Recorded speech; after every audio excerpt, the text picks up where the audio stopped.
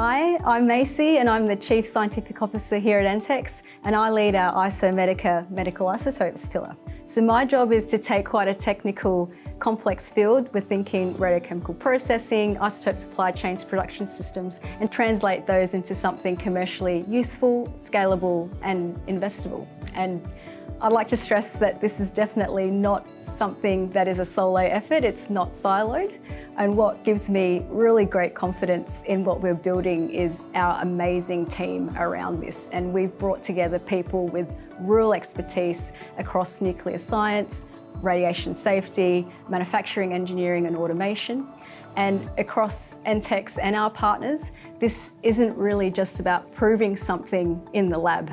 It's turning something into something real, with a real operating platform that delivers meaningful impact in real time.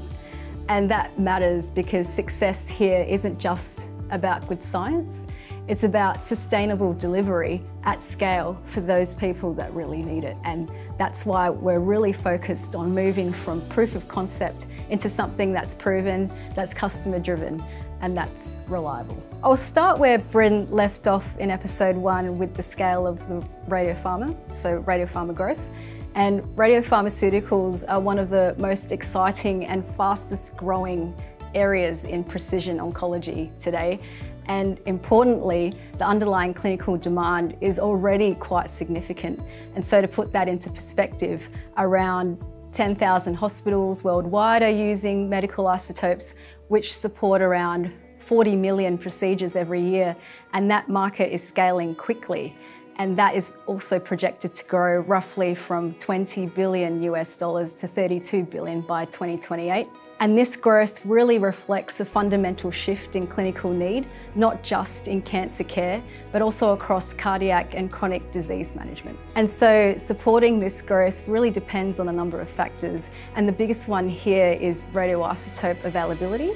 So reliable, high purity supply of these isotopes, which are the payload in these therapies, is still quite limited.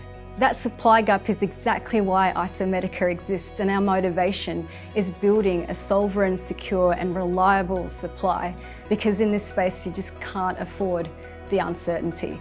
And if you're an organisation bringing these therapies to market, running in vitro, preclinical or clinical trials, or even planning towards commercialisation, you'd need more than just radioisotope access.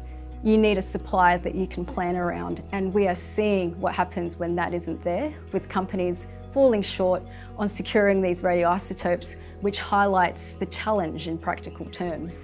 And so from a commercial standpoint, this real immediate market with growing demand is capital committed, and buyers are actively looking for supply solutions. So why entX? I think our advantage really is vertical integration, and I'll explain that a little further. Very few companies globally, I think, can bring the science, infrastructure, supply model that this market actually needs, and even fewer can do this in one place. And this is the uniqueness we have in South Australia, where mining meets healthcare and the entire value chain can come together. And the three things I really would say that make our position genuinely defensible. So first off is feedstock control. So we're not waiting around for someone else to decide whether we get supply or not. Instead, we're going upstream, particularly into the mining and industrial waste streams, alongside partnerships that allow us access to these sources. And the key insight here is that these waste streams aren't just a disposal problem. And to us, they're a precursor asset base in what we repeatedly name mines to medicines. So recovering medically useful radioisotopes from resource sector waste, that reduces waste liabilities for them while creating high value feedstock for medical use. The next would be proprietary scalable purification technology. So we've spent quite a number of years developing and verifying our radium and thorium extraction and purification processes. In early 2025, our team were able to isolate and extract commercial quantities of thorium-228, which is the precursor to lead-212, from wastes in our first true demonstrator at real scale. And this is quite exciting as it moves us beyond concept into a validated, repeatable and scalable process. And lastly is a commercial isotope production facility. So our aim isn't just to produce isotopes, it's really building the full operational environment to deliver them end to end right here with control over the entire process. So that means infrastructure, licensing, radiation safety, engineering systems, and a team operating to customer-ready workflows.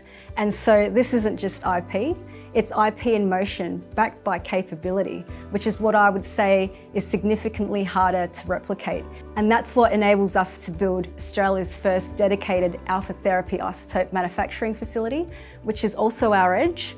And recreating this means rebuilding the full stack from feedstock to feasibility to facility and everything in between, which is exactly what gives us a real position in the market, because we're not just participating in it, we're actually helping to define it. And through that, becoming one of the few suppliers that can actually deliver at scale and add stability to a supply chain that is already constrained. So I can walk you through the process more simply, and I promise to keep the technical chat at a minimum. And there are 3 steps, I would say. First is extraction. We take radium-bearing material from our partners and material from streams that would otherwise require radiation management and disposal, and we extract the radium-228 from this, which then forms our feedstock, which fuels everything downstream. Next is purification. And this is where we run the radium through our proprietary purification system, and we separate that from everything else and achieve chemical purity at specific activities that customers want. And that may sound a bit trivial, but getting isotopes to pharma grade specifications requires precision chemistry and quality systems that meet standards every time without fail. And this is where entX's process stands out, because in this market, consistency is what turns chemistry into a valuable product. And lastly is what we call ingrowth and conversion, and here's where it gets elegant. From radium-228 that we've sourced and purified upstream, this naturally decays to thorium-228, which we harvest over time through a process called milking. And that thorium-228 is then used in a generator system that produces lead-212, which is the alpha-emitting isotope that's attached to components of a drug used for cancer therapy. So what you're looking at here is a snapshot of our impending advanced radioisotope manufacturing facility, the ARMF, which is where I'd like to say chemistry translates into product delivery. And it requires more than just the right science to operate at this level.